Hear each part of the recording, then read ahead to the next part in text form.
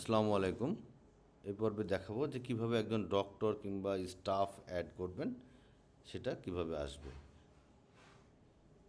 তো এখানে যেটা সেটা হচ্ছে যে যদি ডক্টর অ্যাড করতে চান সেক্ষেত্রে এই যে এইচআরএমে যে মেনু আছে এখানে অ্যাড স্টাফ করলে এই যে এই ফিল্ডটা চলে আসবে। এখানে আপনি আপনাদের নিজেদের মতো করে আইডি দিয়ে দিতে পারেন। সাপোজ আমি একটা আইডি দিয়ে দেখাচ্ছি, BSMMU, দেখা গেলো যে 008, এটা আপনার আইডি। সে রোলটা কি, ডক্টর না স্টাফ না টেকনোলজি। ডক্টর হয়তো ডক্টর সাহেব, আর যদি কোন তার ডেজিগনেশন যদি কিছু থেকে থেকে দিবেন, এগুলো স্পেশালিটি, এগুলো ম্যান্ডেটরি কিছু না। ম্যান্ডেটরি হচ্ছে যে খেয়াল রাখবেন পুরো সফটওয়্যারে যেখানে এই রেড ছোট্ট স্টার চিহ্ন দেওয়া আছে সেগুলো ম্যান্ডেটরি। এগুলো যদি না দেওয়া হয় তাহলে আপনার সফটওয়্যার নিবে না। তো পেশেন্টের নাম আমি ডক্টরের নাম আমি ধরে নিচ্ছি রফিকুল ইসলাম। এখান থেকে এই যে ফার্স্ট নেম দিয়ে দেবেন, এটা ম্যান্ডেটরি, অন্য অন্য নাম না দিলেও চলবে। জেন্ডারটা দেওয়া ম্যান্ডেটরি, ডেট অফ বার্থ দেওয়া অবশ্যই ম্যান্ডেটরি। সো এখান থেকে আপনার যদি না হয় যে কোনো একটা কিছু সিলেক্ট করে দিতে পারেন, আমি যার যে কোনো একটা সিলেক্ট করে দিচ্ছি। তারপরে হচ্ছে আপনার এখান থেকে আপনার আর কিছু না, এখানে ডেট অফ বার্থ হয়ে গেল। ইমেল অ্যাড্রেসটা ম্যান্ডেটরি। তো ইমেল অ্যাড্রেস আমি ধরে নিচ্ছি যে তার ইমেল অ্যাড্রেস হচ্ছে, যদি না থাকে যে কোনো একটা জেনারেটেড করে দিবেন, কোনো প্রবলেম নাই। BSMMU.com বা .xyz এটা থাকাই লাগবে, হ্যাঁ, না হলে কিন্তু নিবে না। আমি ধরে নিচ্ছি XYZ। তো এবার আর যেটা হচ্ছে তাহলে আপনাদের দেওয়া লাগবে কী কী, স্টাফ আইডি, রোলটা সিলেক্ট করতে হবে, নেম সিলেক্ট করতে হবে, জেন্ডার সিলেক্ট করতে হবে, ডেট অফ বার্থ সিলেক্ট করতে হবে, আর ইমেল। এই পাঁচটা জিনিস হচ্ছে ম্যান্ডেটরি। কারণ ইমেল হচ্ছে যে যদি ডক্টর যখন সে তার ইউজার আইডি দিয়ে ঢুকবে তখন এই ইমেলটা সে ইউজ করবে। পাসওয়ার্ড যেটা সেটা আপনি সুপার অ্যাডমিন সেট করে দেবে, বাট এই ইমেলটা সে সিলেক্ট করবে। এই জন্য ইমেলটা ম্যান্ডেটরি, ঠিক আছে। দিয়ে আপনি এবার সাবমিট করেন। যদি ফোন নম্বর দিতে চান ফোন নম্বর দিয়ে দেবেন, যে কোনো একটা ফোন নম্বর আপনি দিয়ে দেন। দিয়ে দেওয়ার পরে সাবমিট করলে সাবমিট হয়ে যাবে।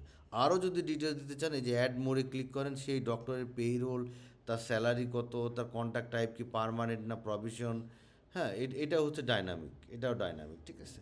তা আপনার ওয়ার্ক শিফটিং কত, লোকেশন কত, তার লিভ কত দিনের, তার ব্যাঙ্ক অ্যাকাউন্ট ডিটেলস, তার সোশ্যাল মিডিয়া ডিটেলস, তার যে কোনো তার যদি আপনার সিভি আপলোড করে রাখতে চান সেক্ষেত্রে তার সিভি এখান থেকে আপলোড করে নিয়ে রাখতে পারবেন। তারপর অন্যান্য ডকুমেন্ট আপলোড করে রাখতে চাইলে সেটা আপলোড করে নিতে পারবেন। তো এইভাবে আপনারা যা ইচ্ছা তাই কিন্তু আপনি আরও মোর ডিটেলস আপনার আরও অনেক কিছু পেয়ে যাবেন।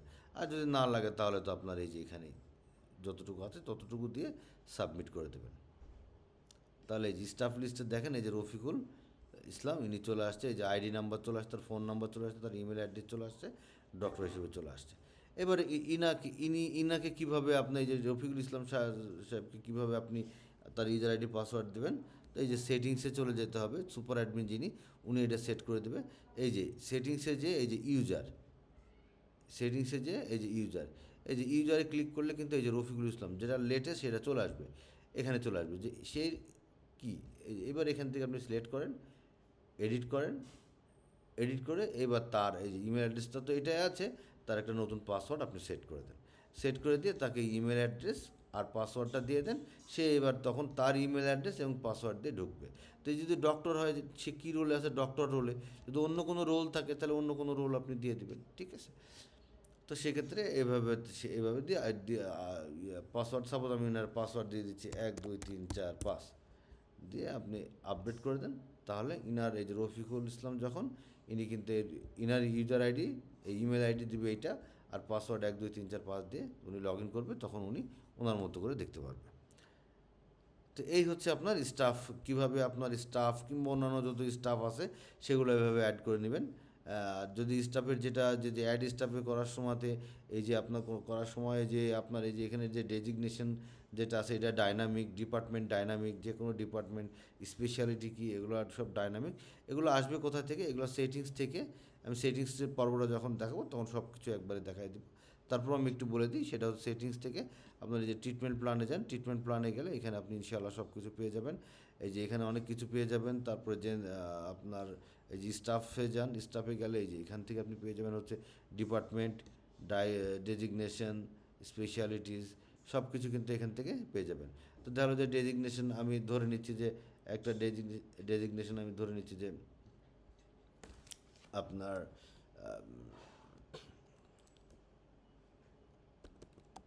Oral and dental surgeon. Submit করে দেন, তাহলে রেজিস্ট্রেশনটা সাবমিট হয়ে গেল। স্পেশালিটি ধরে নিচ্ছি, আমি একটা স্পেশালিটি ধরে নিচ্ছি, এখানে অ্যাড করে দিবেন, অ্যাড নিউ করেন। এখানে দেখা গেলো যে আপনি দিতেন রুট ক্যানেল স্পেশালিস্ট।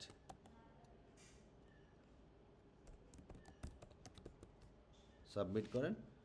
তো এবার যখন আপনি এই যে স্টাফে যখন যাবেন, আপনি যখন এখান থেকে নতুন স্টাফে অ্যাড করবেন, তখন এই যে স্পেশালিটি দেখেন, এই যে রুট ক্যান স্পেশালিস্ট, একটু আগে যেটা আসতেছিলেন এখানে কিন্তু চলে আসছে। ডেজিগনেশন দেখেন, এই যে ওরাল অ্যান্ড ডেন্টাল সার্জন চলে আসছে। ঠিক আছে।